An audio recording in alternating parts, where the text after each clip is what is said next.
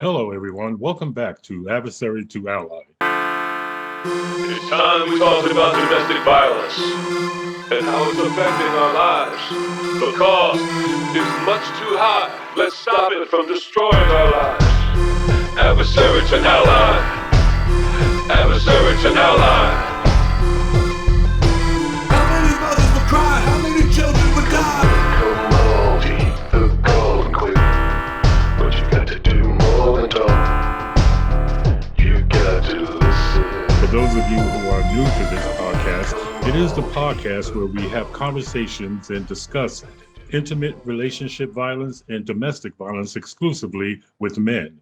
And the hope is to, through conversation, the hope is to find solutions or figure out why there is so much violence against women and children, and hopefully, through our efforts, stop the violence against women and children. Yeah, and on another note, COVID-19 is really running rampant these days. And even though it is slowing up, it has really affected a lot of people. And it's the same here with at Adversary to Ally. Our guest tonight was supposed to be a local police chief to give us a perspective on domestic violence and what police see out there when they get a call to come to a home where domestic violence is happening. But he is okay. He will be joining us again next week.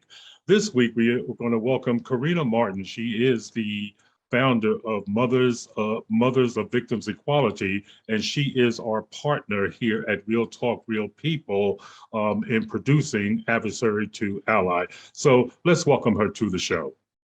Good evening, James. How are you? I'm Thank doing you for well. having me tonight. I appreciate it. Hello to everyone. Thank you for tuning in and having me. Well, it's good to have you. I've already explained that we had some upcoming guests, but Corona has kind of knocked them out, and they'll be joining us in the future here. But I also thought this is a good opportunity for people to see the faces of who's producing Adversary to Ally. And I guess the first question to ask you is, why did you want to form this partnership with Real Talk, Real People and myself? Um, you're a dynamic person. You keep Uh, it completely real. Um, I love the fact that you're straightforward, and that you're not holding back because of popular opinion. You don't formulate your own opinion, but you do um, try to look at everything from all sides fairly.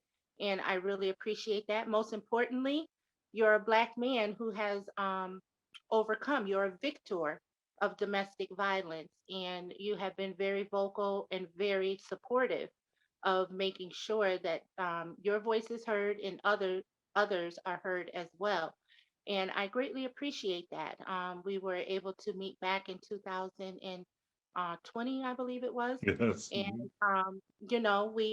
we formulated a very good rapport right off the bat, and we said that we would eventually come together to do something um, to make sure that we can spread awareness in different forms so that people can see that domestic violence, not to just put it in a box, but that domestic violence on a whole needs to be examined. And so I thought that this was a very good platform to use, not just use yourself, but to give it to all men to be able to do the same thing, to have an open space where they're able to express themselves freely without judgment, good, bad, or indifferent, but to be able to have their view, their take, whether they're an adversary or an ally.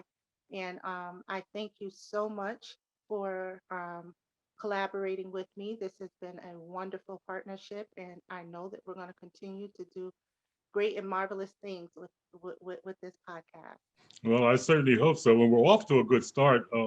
As I Yeah. said in my New Year's speech, we're off to a good start. The numbers are up. The numbers are good for Adversary to Ally. The last episode more than doubled in video, which astonished me because, as I said to you in the beginning, most people are going to be listening in their cars while they're on their way to work or Right. whatever. And those numbers have held true and even have exceeded my expectations And then the video has really taken off. So it's really been a very gangbusters out the gate start for us. So it's really appreciated.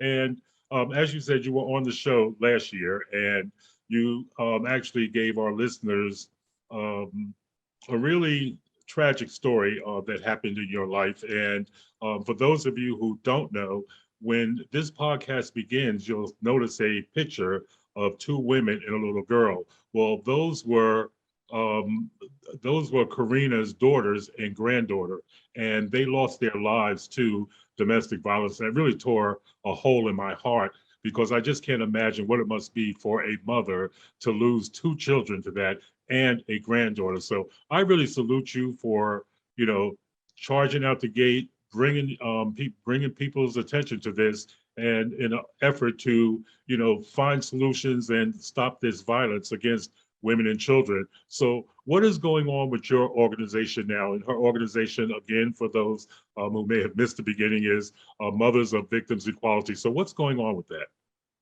Oh, I'm sorry, great and wonderful things.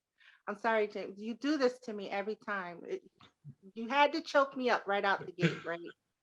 Um, I apologize. Yeah, you don't have to apologize. This is a very difficult subject for, anyone who has experienced it, myself included.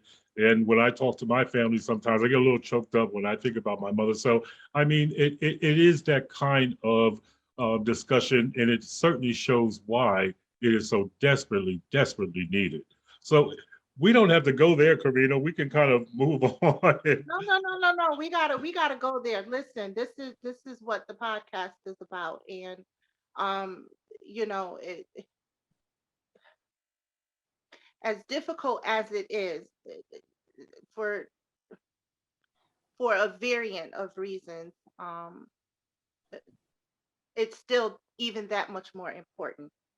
And the importance of what we do, which is what you had asked, is vital, especially now during this time of COVID, because so many have been sheltered in, even though we have had such an opening where we've been out in the public in various capacities, there are still those that are still sheltering in, or those that are um, sheltered in more than they are out.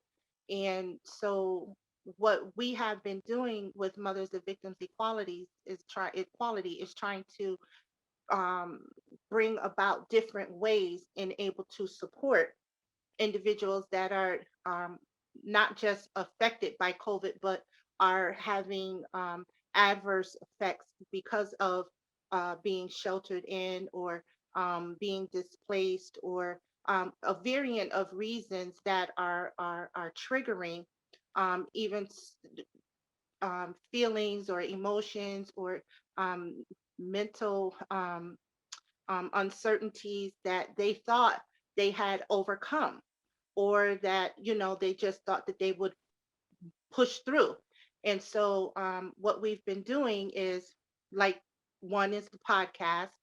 We also have a support group for women, just for women, that we meet every third Saturday. Well, this month is January, and there's 5 Saturdays in this month. So when we have 5 Saturdays, we meet every fourth Saturday. So we'll be meeting the fourth Saturday of this month, where it's just that it's support, where women can go and they can just air whatever is going on in them, air it out, and be vulnerable, but know that they're supported through that vulnerability.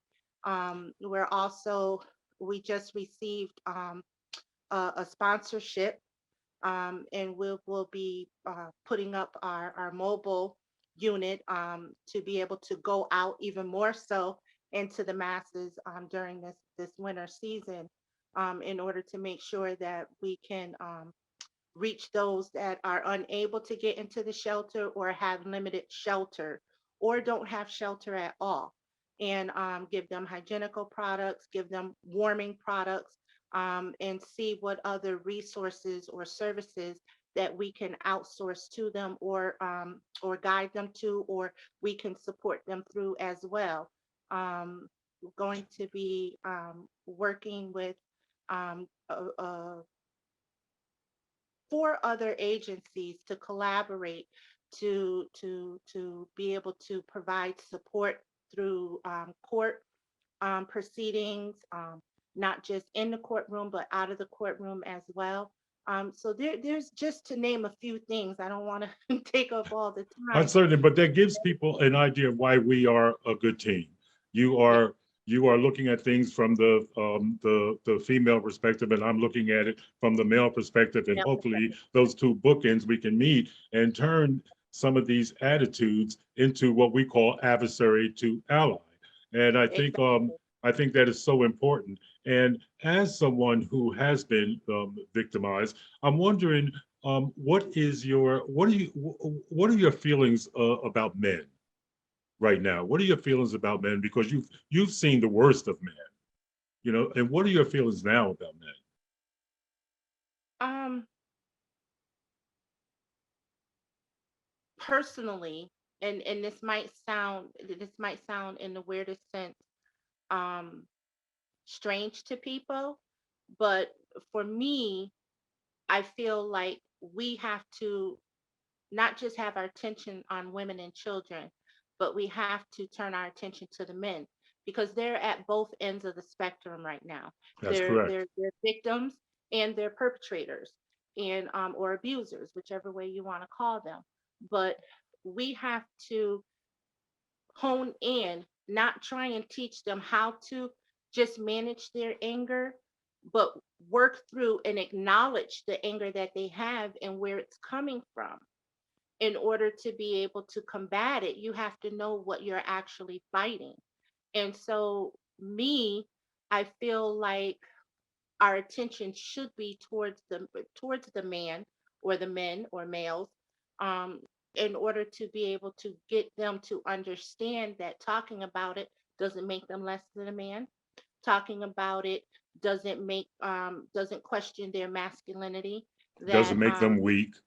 doesn't make them weak. Expressing it, expressing their vulnerabilities, doesn't make it seem like they're a soft or that they're going to be disrespected in any capacity. And that's why I appreciate you so much for partnering to bring adversary to ally to get to the public and more importantly to the men, to be able to have that platform.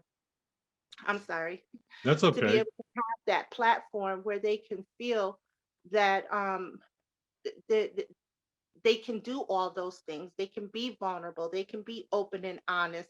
They can tell their truths and they can be able to face those things in which have been plaguing them for so long in whatever capacity, emotionally, mentally, psychologically, that have um, prompt them to be wherever they are in this um, present of their lives. And so me, um, I there's just so much in me that feels for men, you know. What do you For mean by those, that? well, I was getting ready to say for those that have committed the atrocities, I call them demons, and I call them monsters. Um, So do I. who were selfish, who wanted to play God. I don't give them any respect. I don't give them any just due, you know. But in looking at the wholeness of what is going on in the world today when it comes to our men, especially our black men, Hmm. um, there's so much that they have to contend with. And by no means in any shape, form, or capacity, because we've had this conversation That's many a right. time, that I do not condone, I don't accept, I don't see where there ever would be an inkling of a reason for them to have taken my baby's lives. I by no way do I do that. I have to be adamant that people understand that. But what I do know is knowledge is power.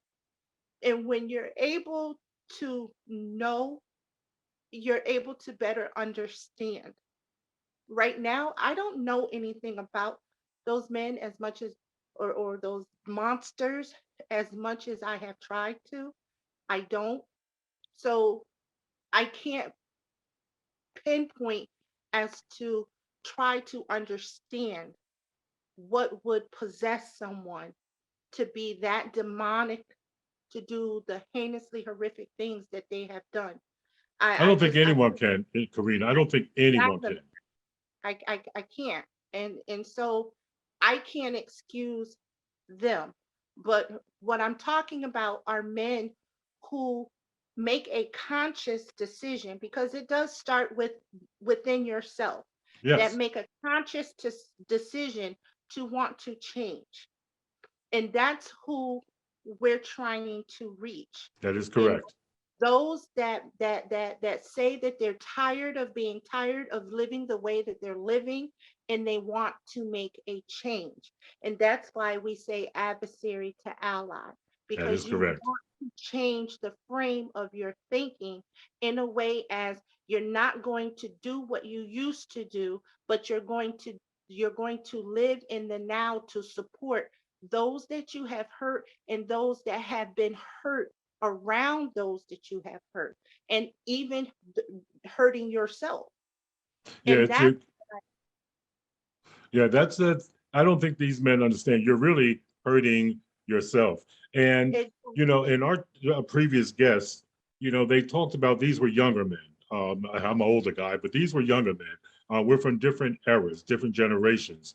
And many of them thought that, both of them thought that the big problem was the attitude of men and how men saw themselves. And in Right. their generation, they're saying, we're not so concerned about looking weak or or being a partner to our women, whereas men of my generation were taught to you know suck it up, be the aggressor and so forth. But the Men don't. younger yeah, but the younger generation doesn't seem to have these hangups. They're saying we don't have these hangups that a lot of you older guys have. So maybe with this new generation and these new attitudes, because the younger generation seem to be looking at their female counterpart as partners, as opposed to someone there who's there to serve their needs, so to speak. And I've heard men actually say that that these women are there to, provide for them and serve their needs. So they don't see them as a partner. And that is why there's a lot of broken families because they're not growing together. They're not growing together. So go ahead. I see you want to get something out. Because I so appreciate what you're saying, and yes, the two gentlemen that you talked to, but we have to understand that a generation is between 10 and 15 years. So the young men that we have already had on the show, they fall into that 15-20 year bracket. Right, So there's actually a almost a two generation separation. And what we're combating with, what we're trying to reach, is that is those prior two generations, right, of right. men who, like you said, have that mentality that a man is supposed to be a manly man, and they're not supposed to cry, and they're not supposed to show no emotion, and and so that trickled down to their They're children. They're boys, right? I was trying to say the boy, but right. I didn't want to say boys, but they're young men. Let me put it that way. Hmm. They're young men. It trickled down to them, and so when it got to them, now you have the generation that we have had on the show where they're like, "Yeah, I don't want to be like that," or, Right. um, or fortunate I didn't have that in that negative influence in my household, because a lot of the young men today are growing up in single parent homes that where the moms are the sole providers, That's and the correct. different experience. So the mom is going to make sure, because they've gone through the abuse and they've shielded their children, especially their male child, from seeing that abuse or trying to be influenced by that abuse, or they're contradicting whatever it is that their child might have saw earlier on, or whenever that child did. I know that there was um one of our guests, what the youngest one, the one that we just had on, Nick. Nicholas, right, he saw his mom, in abusive relationships. So, and he said that's not what he wanted to do. That's correct. He saw the men, and the man that was in his mom's life, and he was like, no, I do not, I refuse to be like that. And that's that mindset. But he also did the most important thing. He educated himself Yes, he so did. that he could know, right? And he's still doing that, That's educating. correct. And that's what I'm talking about, how knowledge is power. When you have the mental fortitude to know that what is detrimental, not just to the person in which you're in a relationship with, but to yourself.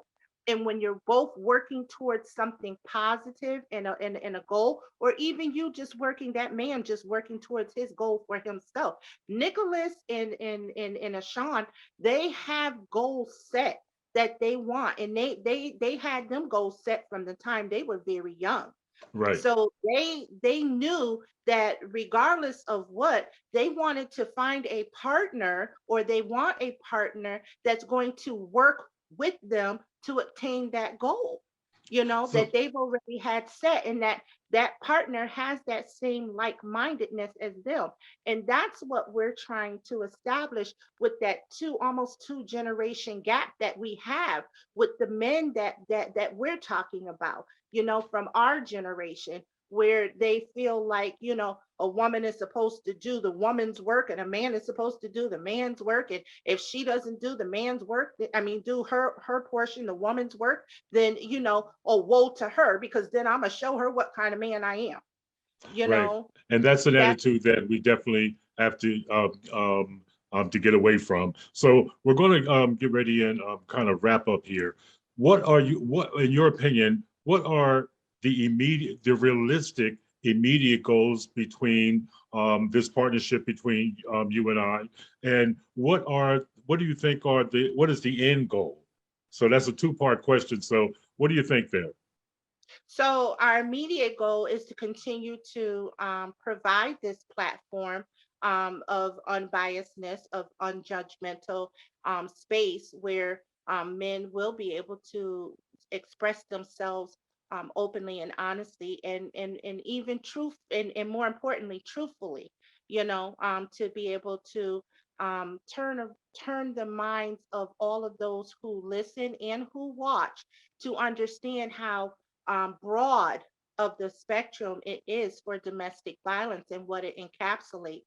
It's not just physical, it's emotional, psychological, mental, physiological, financial, and that's just for the generalization. Now, when you start going into each one of those categories, you can start putting in sexual abuse, intimidation, stalking.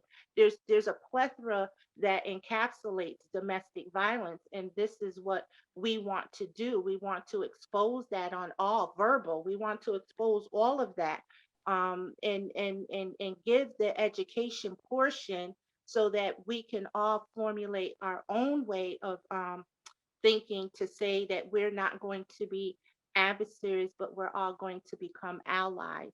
That's the shorter term. The longer term is to go live where we can have a plethora of men coming together all at once to be able to talk and express themselves openly and honestly, but to support one another as well. To say that, listen, you're not by yourself in this, and That is and right. listen, you want to make that change. We're here to support you through making that change, and that, kudos to you for wanting to make that change. And here is where you can start to make that change. Well, let's hope that things go as we planned. Obviously, you and I do have a vision for where we're taking this and what we hope to accomplish with that. And so far, it's just good things. That so far it's just good things. So I'm really excited as to how things have progressed so far, and I look forward to bringing in more listeners and having more conversations, better conversations, more in-depth conversations, and we'll see where it goes. Again, I think the numbers and so forth have really surprised both of us. We're both very happy about it. You're on a Extremely. mission. I'm on a mission, and there doesn't seem to be any stopping us now. So we really No, do it. Really no, I do it. was gonna, Go ahead. oh, Go ahead. no, go No, go ahead. ahead. I was gonna say yeah, because in the next few shows to come, we're going to switch gears a little bit, and we're going to get that second those older men, Right. so to speak, in order and one that's still in that generation of now, and we're going to expand the scope of domestic violence, not just an intimate partner or within the home or but also outside the home, how it affects first responders. We have a plethora of Oh, um, good stuff coming. of individuals. Yeah, very good stuff coming. So thank you all for tuning in. Thank you so much for supporting. We appreciate it to the utmost. You don't understand how much we appreciate you all. And please continue to listen. Please share. Tell your friends. Tell your families. Tell everybody that there's a place where you can go to not just understand and become aware about domestic violence, but where you can speak about it and have your voice heard as well.